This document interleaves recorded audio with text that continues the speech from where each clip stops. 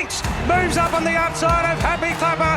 It's a race today, but no longer. She starts to draw clear for a world record of 23 Group 1s. Waits. Hi all, Alfie here, just doing a couple of previews for races at Doomben on Saturday.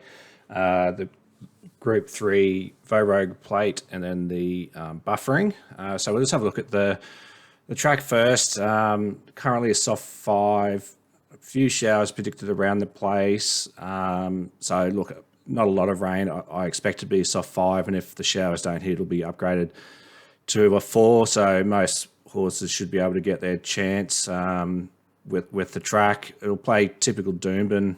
You probably want to be up on speed, or at least the ability to be within striking distance in the last 400 metres. So a good 8 to the 4, 6 to the 4 split. If you're a midfield back horse, you want to be up on speed at some stage, getting down, moving into the straight. So I'll just look at the Vogue Plate.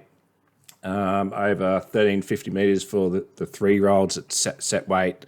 So thanks to Top Sport, we'll just have a look at the market. We got Count de Beans, who's favourite at 240. Stroll, second favourite, and it's drifted out from 310. Looks like opening price to 350.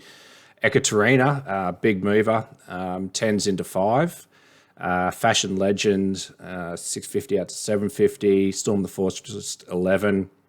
And then Ponca 17 and $30 the rest. So Count de Beans is the favourite.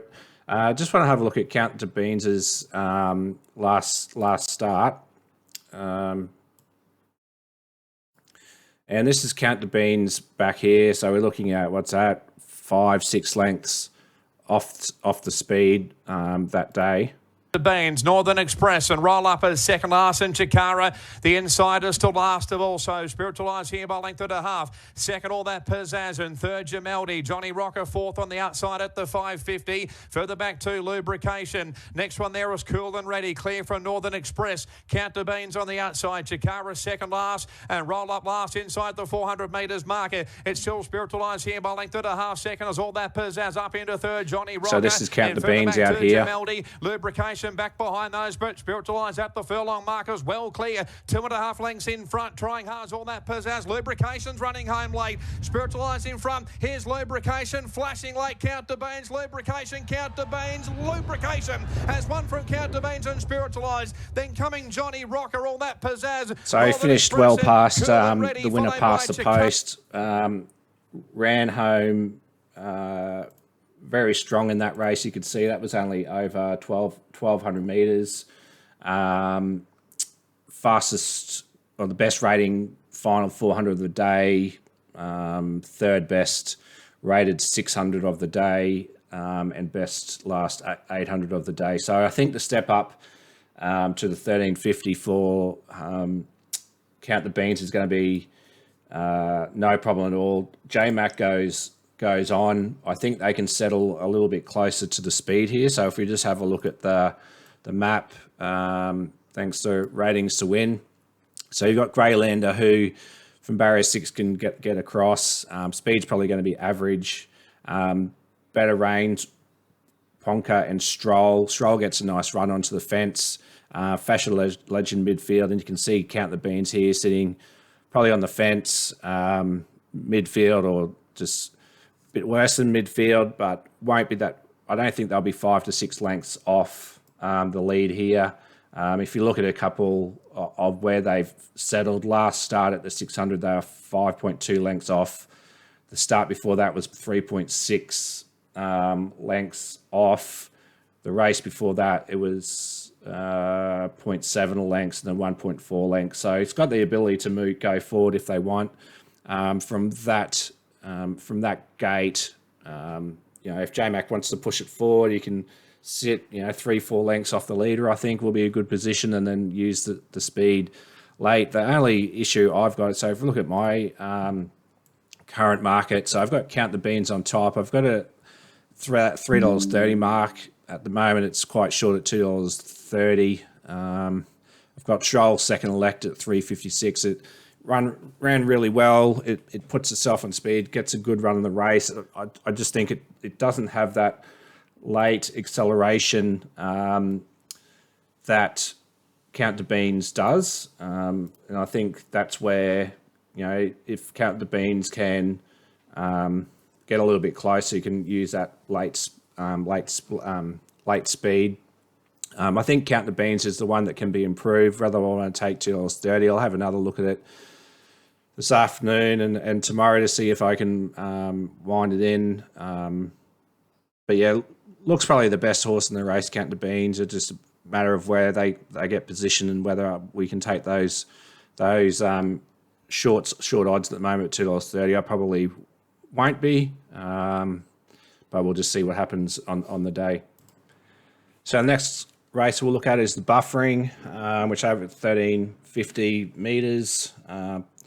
Bridgentine is the favourite at $3. You called it on the second line at $3.70. Zethus at $5.50.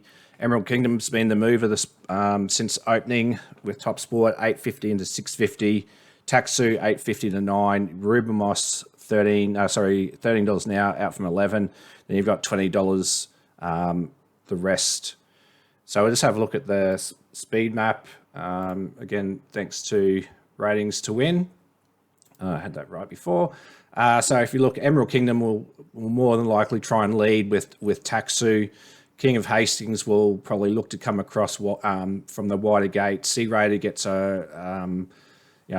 it can get across from the wide gate, can 6 second. Then you've got this bunch of horses, Bridgentine, Haunted, Zethus, and you called it in the midfield. They're not going to sit, 4 wide with you called it. So it's going to really depend what Zethus and Haunting Done do, in between it. If it gets a good jump, it can probably sit in here. I think it'll end up sitting behind Zethus in the run. So I think it will probably map in there, and Zethus might get pushed forward here. So it's going to be interesting. Makes it a little bit difficult for you called it here. So if we just reset it there, which leaves Emerald Kingdom a really good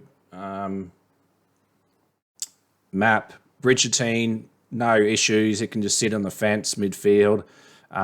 So it's probably got the tick in terms of map over, you called it, and Zethus, which are the two biggest dangers. If we look at the last race for, you called it, also in this race was Rubamos and Emerald Kingdom.